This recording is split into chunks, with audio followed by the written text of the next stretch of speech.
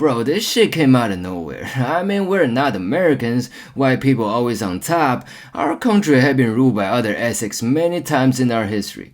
We had been the underdogs before. We knew how it feels. Plus, we had never been a part of the Western culture, we closed the country to resist Western civilization, including slavery.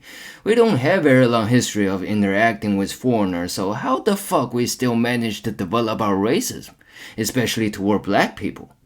First of all, it's not like we were against slavery. We just didn't need it. We had a complete feudal system with strict hierarchy to make everybody a slave for our empress. And China has always been famous for its huge population, large territory, and closed system. So close that it would choose to hinder the development of science and technology for the sake of regime stability. In another word, we never lack of slave. So what do we need those extra slaves for? Barbecue? I'm not talking about chef, I'm talking about flesh. Anyway, we didn't need them, alright? Second of all, ethnicity and race are different shit. For any ethnic minority in China, they have already been assimilated a long time ago, or in assimilating process. The most dangerous part of Chinese culture is we assimilate everybody. You don't fit in, you become us. No matter who the fuck you are, you do business, and you marry here, you got religion, you're an intruder, you rule our country now? It don't matter, bro. We don't conquer. We make you part of us. For example, Genghis Khan.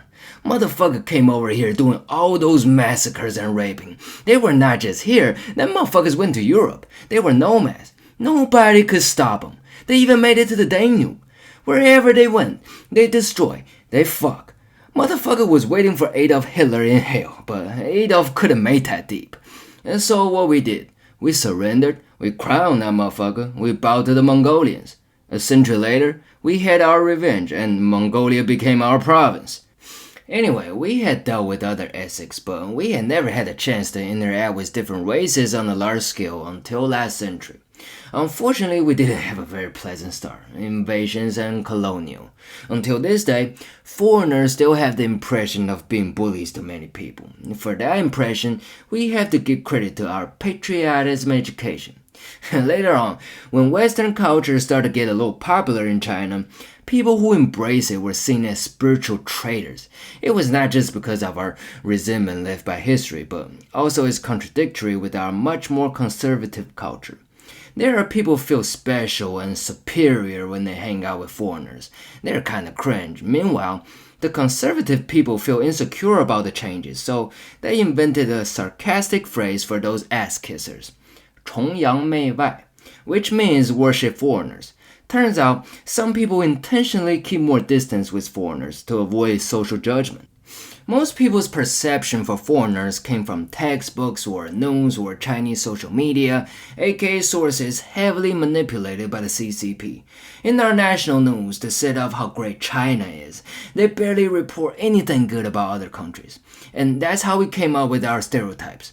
Of course, the media didn't say it, but it is what they want us to believe. Shit, I feel like having some fun, so let me give you some examples. The Russians are savages and can be rational. The Arabs are more conservative than us and their religion is cult. The Japanese are perverts. Southeast Asians are lazy-bone monkeys. The Americans are still bullies and they're obsessed with shootings. Africans are poor. African Americans are violent.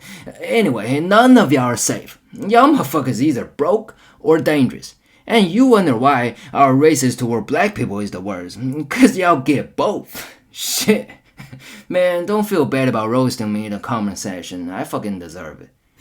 I mean, it's really hard for people to change perception. On average, a Chinese person couldn't finish one single book in a year, so forget about reading. Forget about movies and TV shows. There are very few foreign goodies available on major platforms. They're not popular in China except blockbusters or cartoons which barely talk about real people, and they're censored.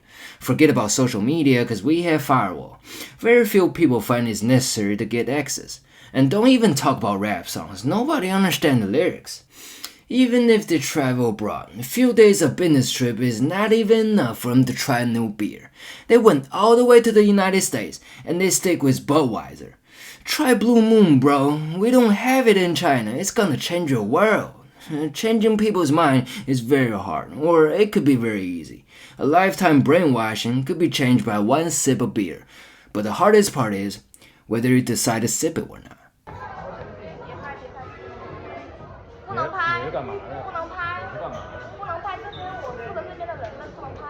拍了怎么了？